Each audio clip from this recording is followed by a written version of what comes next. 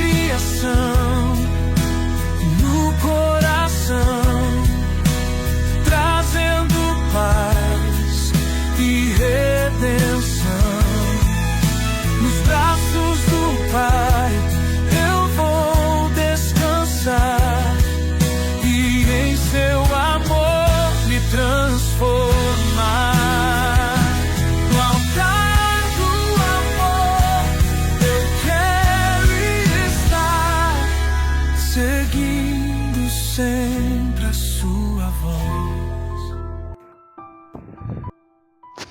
Muito bem, gente, seguimos aqui nossa leitura, né? Hoje, Números 23, 24 e 25 e Marcos, capítulo 5, do verso 1 ao 20. Vamos lá. O primeiro oráculo de Balaão. O que é isso? Balaão disse a Balaque: construa para mim aqui 7 altares e prepare-me 7 novilhos e 7 carneiros. Balaque fez o que Balaão pediu e os dois ofereceram um novilho e um carneiro em cada altar. Balaão disse a Balaque: fique aqui junto ao seu holocausto enquanto eu me retiro. Talvez o Senhor venha ao meu encontro. O que ele me revelar, eu lhe contarei. E foi para um monte então.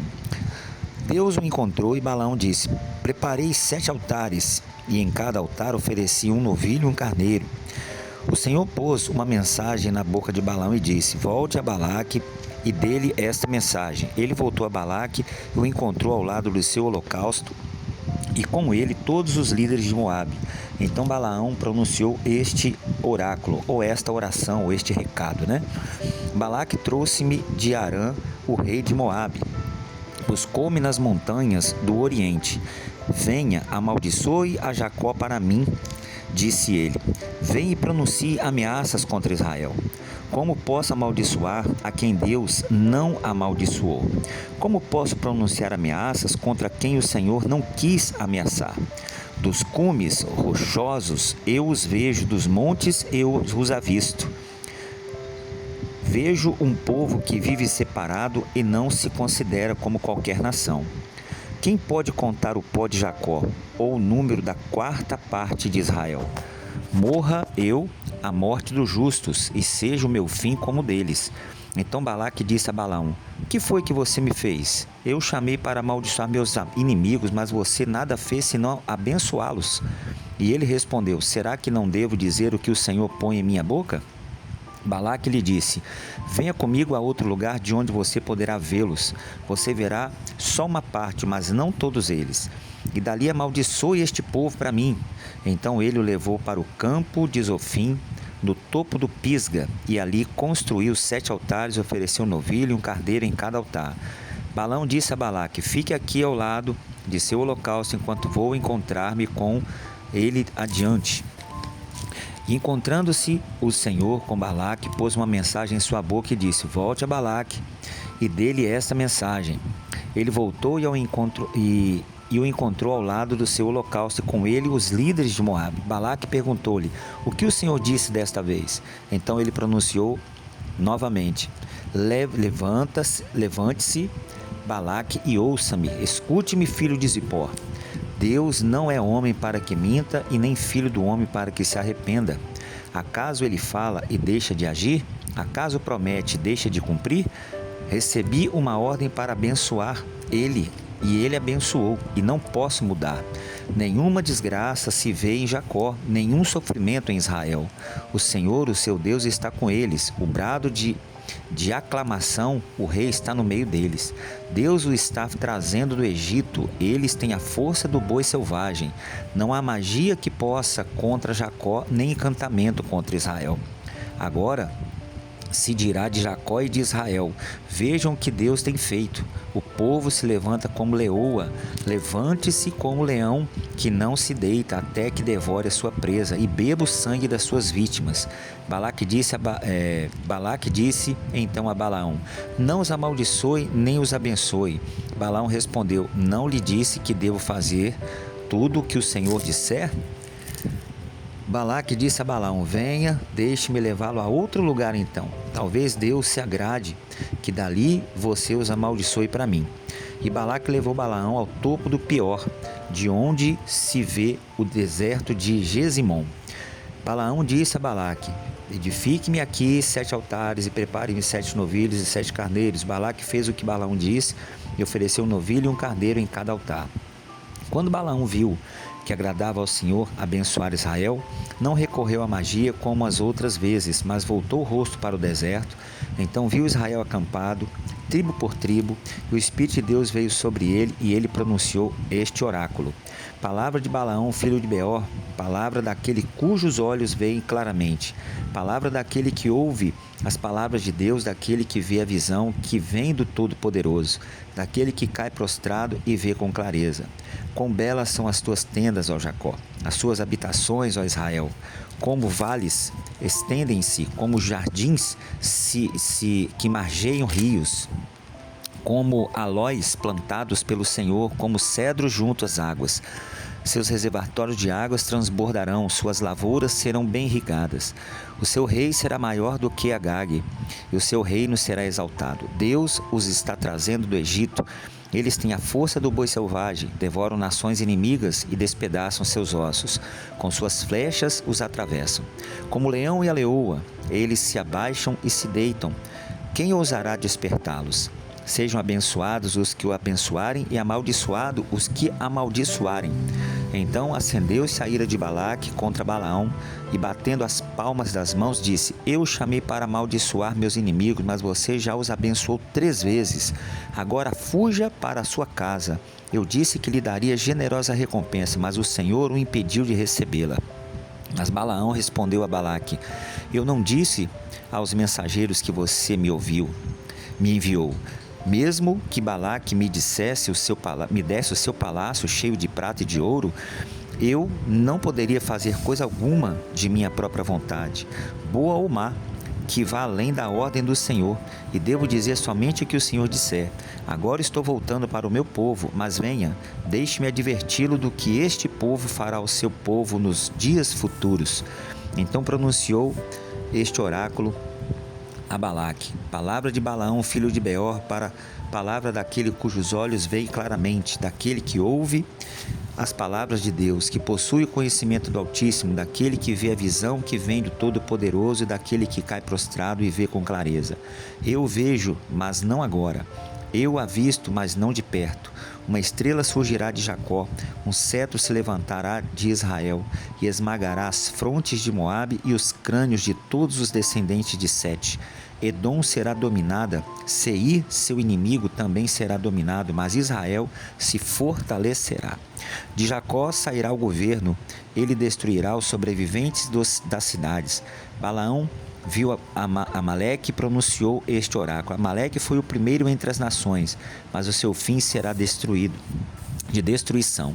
Depois viu os queneus e pronunciou este oráculo: sua habitação é segura, seu ninho está firmado na rocha. Todavia, vocês, queneus, serão destruídos quando Assur os levar prisioneiros. Finalmente pronunciou este oráculo: quem poderá viver quando Deus fizer isso?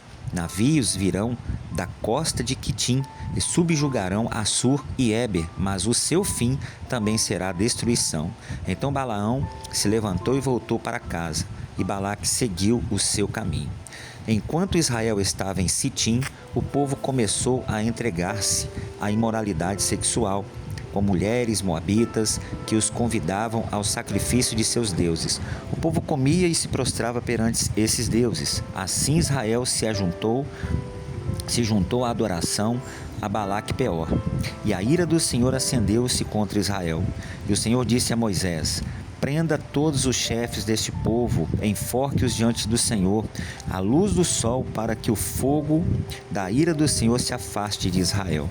Então Moisés disse aos juízes de Israel: cada um de vocês terá que matar aqueles que dentre os seus homens se juntaram à adoração de Baal Peor. Um israelita trouxe para casa uma mulher midianita na presença de Moisés e de toda a comunidade de Israel, que choravam à entrada da tenda do encontro. Quando Finéias, filho de Eleazar, neto do sacerdote Arão, viu isso, apanhou uma lança, seguiu o israelita até o interior da tenda e atravessou os dois com a lança. Atravessou o corpo do israelita e da mulher. Então cessou a praga contra os israelitas. Mas Os que morreram por causa da praga foram 24.000. E o Senhor disse a Moisés: Finéias, filho de Eleazar, neto do sacerdote Arão, desviou a minha ira de sobre Israel, pois foi zeloso com o mesmo zelo que tenho por eles, para que em meu zelo eu não os consuma. Diga-lhe, pois, que estabeleço com ele a minha aliança de paz. Dele e dos seus descendentes será a aliança do sacerdócio eterno, porque ele foi zeloso pelo seu Deus e fez propiciação pelos israelitas. Aqui, queridos, a gente vê algo muito interessante. Deus, ele preza pelo zelo, pelo cuidado e a consideração e a gratidão. E acima de tudo, temor, né? O nome do israelita que foi morto com a midianita era Zinri, filho de Salu, líder de uma família simeonita. E o nome da mulher midianita que morreu era Cosbi, filha de Zur, chefe de um clã midianita. O Senhor disse a Moisés: tratem os midianitas como inimigos e matem-nos e matem-nos, porque trataram vocês como inimigos quando os enganaram no caso de Peor e de Cosbi, filha de um líder midianita, mulher do povo deles, que foi morta pela praga que os enviei por causa de Peor. Aqui a gente aprende algo também, que hoje não é morte física, né? Hoje não tem mais isso. Mas uma coisa é certa: quem se envolve com aquilo que não agrada a Deus acaba morrendo. Morrendo na fé, morrendo na espiritualidade, morre. Porque não tem como uma pessoa se envolver com algo morto, ingerir algo morto e esse algo morto não matá-la, né? Então fica aqui a nossa lição. Marcos capítulo 5, do verso 1 ao 20. A cura de um endemoniado. Eles atravessavam o mar e foram para a região de Gadarenos ou Gerazenos, é a mesma coisa, viu, gente? Quando Jesus desembarcou, um homem com o espírito imundo veio dos sepulcros ao seu encontro. E esse homem vivia nos sepulcros e ninguém conseguia prendê-lo, nem mesmo com correntes. Por muitas vezes assim haviam sido acorrentados pés e mãos, mas ele arrebentava as correntes e quebrava os ferros de seus pés. Ninguém era suficientemente forte para dominá-lo. Noite e dia ele andava gritando e cortando-se com pedras entre os sepulcros e nas colinas. Aqui nós temos uma grande lição. O lado espiritual não se vence com o lado físico ou com armas naturais. Então tentavam prendê-lo, tentavam amarrá-lo, os mais fortes não podiam, porque a guerra não era contra a carne, contra a pessoa do gadareno, mas sim contra o que estava nele. Assim é em muitas famílias, em muitos casamentos, é a carnalidade, a naturalidade, não é a pessoa, é a falta de Deus dentro dela ou uma influência espiritual que a conduz. Então a guerra não é contra a natureza, contra a pessoa, mas sim contra aquilo que domina e conduz a vida dela. Verso 6. Quando ele viu Jesus de longe, correu e prostrou-se diante dele e gritou em alta voz: Que queres comigo, Jesus, filho de Deus Altíssimo? É assim que Satanás tem que olhar para nós. Ele pode não ter, nada pode conter com ele, mas quando ele olhar para mim e para você, ele tem que ver em nós a figura do Filho de Deus. Se ele olhar para mim e ver o Walter, já era. Se ele olhar para você e ver você, já era. Mas quando ele olhar para nós, ele tem que ver a imagem e semelhança do Senhor. E aí ele vai se prostrar e se render, porque maior é o que está em nós. Rogo-te por Deus que não me atormentes, quer dizer, Jesus não é atormentador, mas para o inimigo a palavra é atormentadora, a unção é atormentadora, né? É aquela pessoa que ela se revolta, você tá de boa, mas você fala de Jesus e ela se revolta, ela fica nervosa, ela começa a discutir com você, desfazer, falar que você é crente demais, falar que tudo agora é igreja. Então é outro espírito, pode ter certeza, você está atormentando mal. Verso 8. Pois Jesus lhe tinha dito: sai deste homem, espírito imundo. Então Jesus lhe perguntou: qual é o seu nome? Meu nome é Legião, respondeu ele, porque somos muitos. E implorava a Jesus com insistência que não os mandasse sair daquela região. Uma grande manada de porcos estava pastando numa colina próxima. Os demônios imploraram a Jesus: manda-nos para os porcos para que entremos neles. E ele lhe deu permissão. Os espíritos imundos saíram e entraram nos porcos. Aqui a gente já falou na igreja, em várias pregações, né? O cultivo de porcos naquela época, né? A criação era ilegal. Então Satanás ele sempre vai requerer a ilegalidade. E por mais que Deus queira proteger e guardar, mas se tiver uma legalidade para o diabo, Deus não pode fazer nada, porque ele está requerendo o seu direito. Então era direito dele entrar nos porcos, porque aqueles porqueiros e os porcos viviam fazendo o que era errado. Então ele tinha o direito de entrar, porque existe uma brecha. Por isso que Jesus permitiu, porque Jesus não pode impedir quando há um erro, porque o erro dá legalidade para o mal. Verso 12. Então, nós lemos aqui: manda-nos para os porcos, para que entremos nele. 13. Então Jesus permitiu que os espíritos imundos saíssem e entrassem nos porcos. A manada de cerca de 2.000 porcos atirou-se precipício abaixo, em direção ao mar, e nele então se afogou. Os que cuidavam dos porcos, os porqueiros, fugiram e contaram esses fatos na cidade e os campos, e o povo foi ver o que havia acontecido. Quando se aproximaram de Jesus, viram ali o homem que fora possesso da legião de demônios, assentado, vestido e em perfeito juízo, e ficaram com medo. Os que estavam presentes contaram ao povo o que acontecera ao endemoniado e falaram também sobre os porcos. Então o povo começou a suplicar a Jesus que saísse do território deles.